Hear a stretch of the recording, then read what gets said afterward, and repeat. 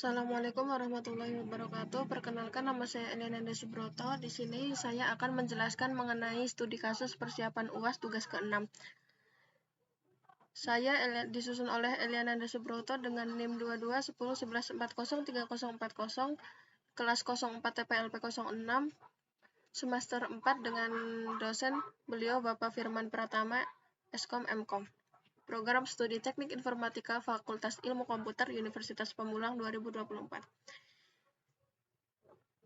Soal yang pertama, sebuah perusahaan PT Cyber Solusi Bangsa ingin membangun server aplikasi untuk melayani 5.000 user dengan model memisahkan web server, database serta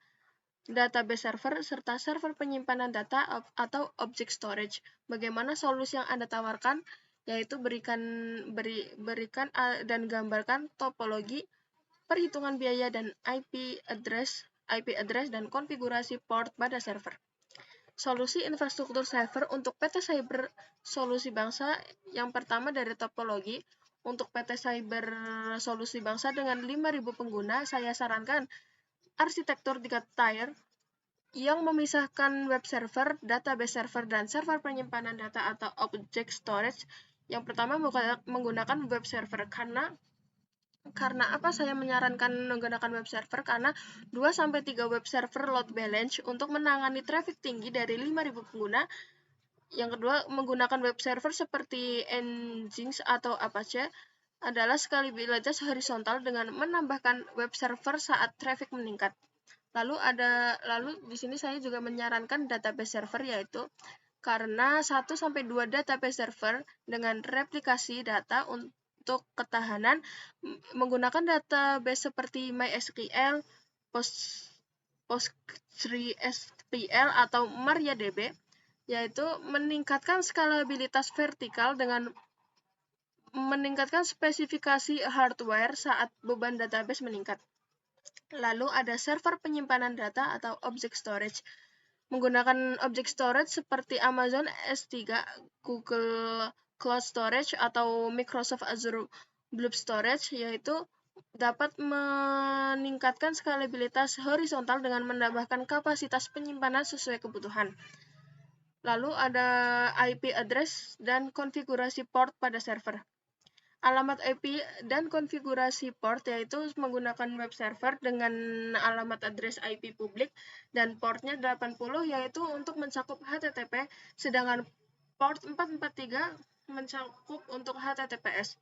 Lalu ada database server, yaitu alamat addressnya bersifat IP private dengan port 3306, yaitu menggunakan MySQL atau 5432 menggunakan PostgreSQL. Yang terakhir ada server penyimpanan data dengan IP private port default sesuai layanan object storage yang digunakan. Perhitungan biayanya di sini ada web server dengan harga 100-500 ribu per bulan, dan per server kita bisa mendapatkan aplikasi server seharga 200-1 juta per bulan atau per servernya. Database server 200.000 sampai 1 juta per bulan per server. Penyimpanan data atau object storage dengan harga 0,005 sampai Rp 0,05 per gigabyte per bulan. Lalu ada load balancer dengan harga 50.000 sampai 200.000 per bulan per instance firewall. Lalu firewall ada dengan harga 100.000 sampai 500.000 per bulan dan per instance. Masalah kedua yaitu ada Universitas Pamulang menghadapi masalah ketika jumlah mahasiswa baru meningkat secara dramatis pada tahun ajaran infrastruktur TI yang sudah ada tidak mampu menangani lonjakan tersebut dengan baik, yang menyebabkan gangguan pada sistem informasi akademik, portal mahasiswa, dan layanan perpustakaan digital. Mahasiswa sering mengalami kesulitan saat mencoba mengakses jadwal kuliah, materi perkuliahan, atau memanfaatkan fasilitas online lainnya. Bagaimana solusi cloud yang Anda tawarkan untuk masalah berikut? Untuk mengatasi lonjakan mahasiswa baru di Universitas Pamulang, saya sarankan solusi cloud-nya yaitu berikut. Saran dari saya yaitu memindahkan semua informasi akademik, portal mahasiswa, dan layanan perpustakaan di digital cloud. Lalu, skalabilitas horizontal dengan menambahkan VM atau saat trafik meningkat. Ada juga skalabilitas horizontal dengan menambahkan kapasitas penyimpanan sesuai kebutuhan. Lalu, di sini solusinya saya menggunakan layanan infrastruktur as a service atau IaaS seperti Amazon EC2, Google Compute Engine, atau Microsoft Azure Virtual Machine. Lalu ada skalabilitas horizontal dengan menambahkan VM saat traffic meningkat. Gunakan layanan cloud storage untuk menyimpan data mahasiswa dan materi perkuliahan. Lalu ada juga kita bisa menggunakan object storage seperti Amazon S3, Google Cloud Storage, atau Microsoft Azure Blob Storage. Lalu gunakan Content Delivery Network atau CDN untuk mendistribusikan konten statis seperti gambar dan video. Solusi berikutnya yaitu menggunakan CDN seperti Cloudflare, Akamai, atau Amazon CloudFront. Ada juga meningkatkan performa akses konten bagi mahasiswa di seluruh Indonesia. Soal yang ketiga yaitu bagaimana Anda memahami konsep otomatisasi dan orkestrasi dalam infrastruktur server. Berikan studi kasus kapan konsep otomatisasi dan orkestrasi diterapkan pada infrastruktur server. Otomatisasi dan orkestrasi dalam bentuk infrastruktur server yaitu otomatisasi proses melakukan tugas secara berulang tanpa ada campur tangan manusia. Sedangkan orkestrasi yaitu mengkoordinasikan dan mengotomatisasikan beberapa tugas secara bersamaan untuk mencapai tujuan yang kompleks. Studi kasusnya misal penyediaan layanan cloud. Tantangannya seperti berikut. Kebutuhan untuk menyediakan infrastruktur server yang scalable dan elastis untuk memenuhi permintaan pelanggan yang terus meningkat. Kesulitan dalam mengelola dan memantau infrastruktur server yang besar dan kompleks.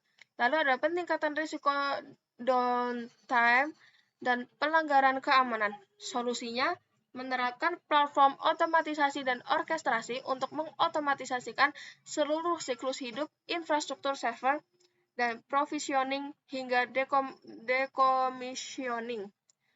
Lalu, solusi yang kedua, kita bisa menggunakan alat monitoring untuk memantau performa dan kesehatan infrastruktur server secara real-time. Dan solusi yang terakhir, kita bisa mengintegralisasikan otomatisasi dan orkestrasi dengan sistem keamanan untuk meningkatkan keamanan infrastruktur server. Dengan hasil dari masalah tersebut, yaitu kita bisa meningkatkan skalabilitas dan elastisitas infrastruktur server, dengan mengurangi waktu yang diperlukan untuk mengelola dan memantau infrastruktur server, dan penurunan risiko downtime dan pelanggaran keamanan. Jadi, kesimpulan dari studi kasus tersebut yaitu, otomatisasi dan orkestrasi adalah alat yang ampuh yang dapat membantu perusahaan untuk meningkatkan skalabilitas, efisiensi, dan keamanan infrastruktur server mereka dengan menerapkan otomatisasi dan orkestrasi. Perusahaan dapat menghemat waktu, uang, dan sumber daya, dan memberikan pengalaman yang lebih baik kepada pelanggan mereka. Yang terakhir, kita ada soal yaitu sebuah perusahaan asuransi yang beroperasi di Indonesia membuat infrastruktur server mereka di Turki. Di dalam server mereka berisikan informasi data nasabah warga Indonesia. Bagaimana pandangan Anda terhadap hal berikut berdasarkan regulasi yang berlaku di Indonesia? Pandangan regulasi terhadap data nasabah di server luar negeri menurut Peraturan Menteri Komunikasi dan Informatika Nomor 12 Tahun 2016 tentang penyelenggaraan sistem elektronik yang memproses data pribadi orang Indonesia harus memperoleh persetujuan dari subjek data sebelum memproses data diri mereka. Lalu kita harus melindungi data pribadi dengan cara yang wajar dan sesuai dengan perkembangan teknologi dan kemudahan aksesnya. Lalu dengan menyimpan data pribadi di wilayah Indonesia kecuali jika diizinkan oleh peraturan perundang-undangan, ada persetujuan tertulis dari subjek data dan dilakukan untuk tujuan tertentu yang ditetapkan oleh peraturan perundang-undangan. Dengan rekomendasi, pindahkan data nasabah ke server di Indonesia, gunakan layanan cloud provider yang memiliki data center di Indonesia, pastikan kontrak layanan cloud provider sesuai dengan regulasi di Indonesia.